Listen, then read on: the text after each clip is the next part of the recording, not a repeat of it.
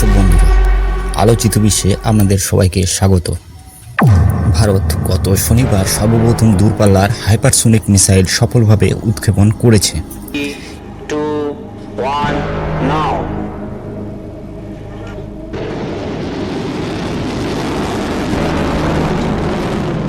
এর আগে এই ক্ষমতা চায়না, রাশিয়া, আমেরিকার মতো দেশের কাছে ছিল কেবলমাত্র।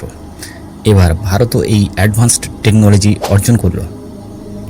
হাইপারসোনিক মিসাইল, যা শব্দের গতিবেগের চেয়ে 5 গুণ বা তারও বেশি গতিতে চলতে সক্ষম অত্যাধুনিক এই মিসাইল সিস্টেম। প্রচণ্ড গতির জন্য হাইপারসোনিক মিসাইলকে আটকানো সম্ভব নয় এখনকার তৈরি মিসাইল ডিফেন্স সিস্টেম দিয়ে। এরই জন্য বিশ্বের শক্তিধর দেশগুলো প্রচুর ইনভেস্ট করছে হাইপারসোনিক টেকনোলজি অর্জন করার জন্য। এক্ষেত্রে ভারতও তার ব্যতিক্রম নয়। ভারতের ডিআরডিও বা defence research and development organisation এক্ষেত্রে গুরুত্বপূর্ণ ভূমিকা পালন করে চলেছে।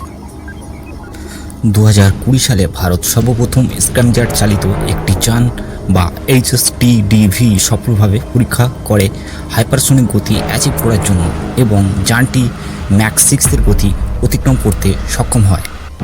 বর্তমানে ভারত হাইপারসোনিক গ্লাইড ভেহিকেল বা HGV নামক একটি যানের ওপর সক্রিয়ভাবে কাজ করছে, যেটিকে যুক্ত করা হবে বর্তমানে ভারতের হাতে থাকা সমস্ত ব্যালিস্টিক মিসাইলের সঙ্গে, যা তাকে আরও ঘাতক, উন্নত, পূর্বনির্ধারিত এবং লক্ষ্যবস্তুকে সঠিক আঘাত হানতে সক্ষম করে তুলবে।